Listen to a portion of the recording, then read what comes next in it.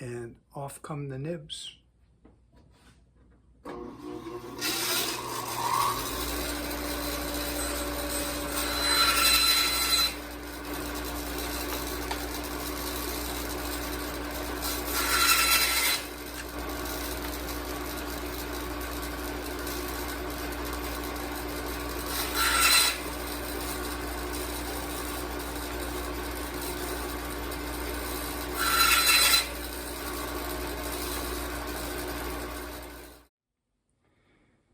So this is my jig for shaping the operative part of hammertails.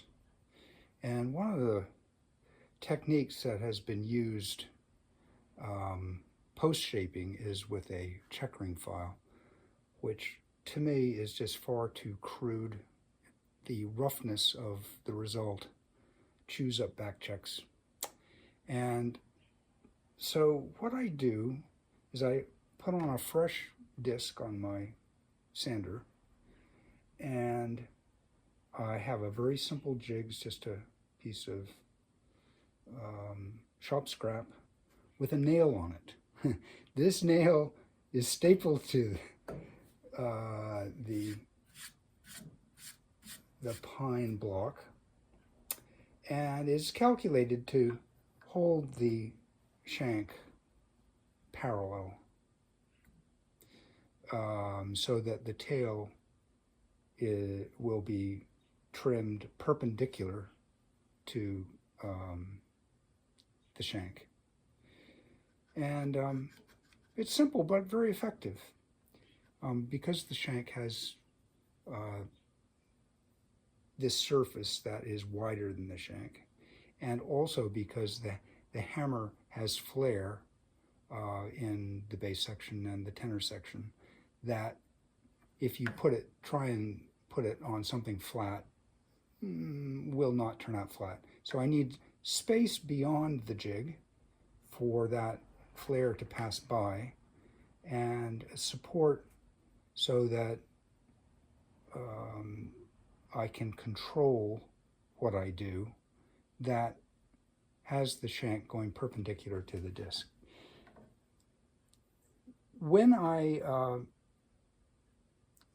do this grinding, I push the tail, which is just a square block to begin with, right into the grinder until I come down to what I determine to be the width that I want for the tail to be. And then I go back and grind the felt side of the tail, and the shank. You can see it does a very clean job, and blend that in. And then I will do a little bit more beyond the angle that I want. When I go directly into the grinder, the grit, which is 120 open coat, grinds little tracks in the surface of the tail, enough to get a good grip in a back check, but not so much that it will harm the back check. So I push it in, then I go back, clean this by, and then I touch up a little bit there. It's pretty fast. And in the end, if I say I'm tired when I'm doing it, I might take groups of hammers and look at the shape of what I have at the back and just even it out. The other thing that I do is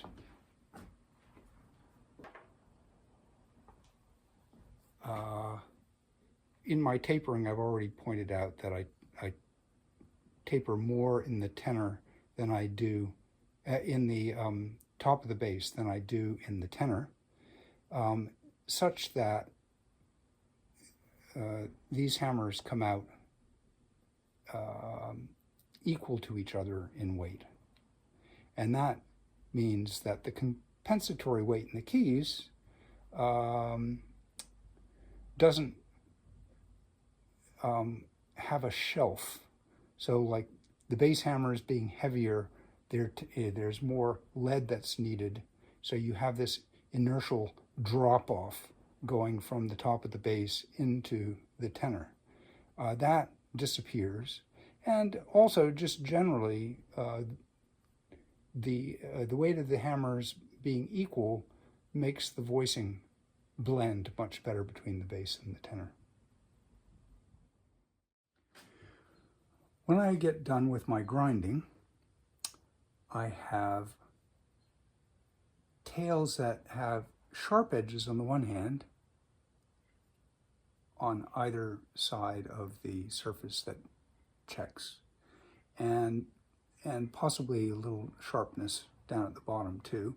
And sometimes there's a little breakout from my tapering that or from the grinding that goes out to the side. So part of this next process is aesthetic. It just looks better when it's cleaned up. But part of it is also functional in that it will wear the back checks less and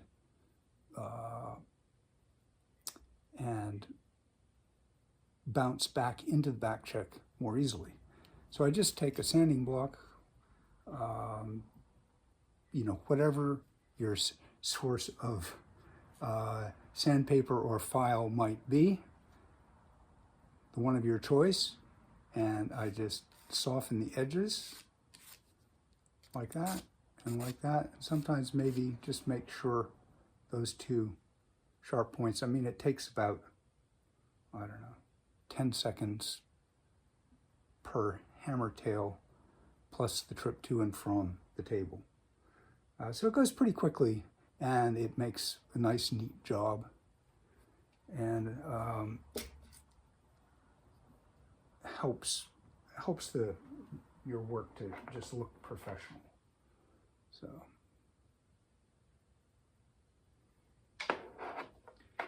then I repin the flanges. Now I found with the W&G composite shanks that I can pre-order them from 3 grams in the bass to 1 gram in the treble, and that works pretty darn well in terms of matching what the result I want, and there's very little I have to do, if anything, and is very stable. In fact, adjusting the pinning of that composite shank, if you have to do it, is, I think, a little more difficult. You have to push the pin and put in a new pin that's the right size. And okay, well, I mean, that is what it is. The tradition was to have wooden shanks with cloth bushings. And these come a little bit tight in the high treble and quite loose in the bass, period. You have tapered shanks that go in the treble and untapered shanks. These happen to be octagonal in shape up to the knurled part. And the sides are relieved in the high treble. In any case, they require repinning. These came with 20 gauge pins. That's 50 thousandths, and I just put in 21 gauge pins and then work them, and that I'm able to just work them into the right place by and large. I really don't like using a broach and stirring up the cloth. That it's hard to recover from. You're tearing up the cloth, and to make it stable, it's hard to burnish it enough to make it really stable. Whereas just pushing a sort of a right-sized, bigger pin into something that's loose works quite well. And I burnish it with pressure this way and that way and in and out. And my test is 4 swings. Now, I was taught 4.5 swings. And the way my teacher interpreted it would be 1, 2, 3, 4.5. Way too tight. The way these come is about 20 swings. Way too loose. I've met reputably branded shanks that can swing 55 times, way too loose. What I want is 4.5 full swings. So that's 9 half swings. So it goes 1, 2, 3, 4, 5, 6, 7, 8. And it depends on how I hold it. 1, 2, 3, 4, 5, 6, 7, 8, 9. Okay? And please like, subscribe, or follow the link in the notes to my website.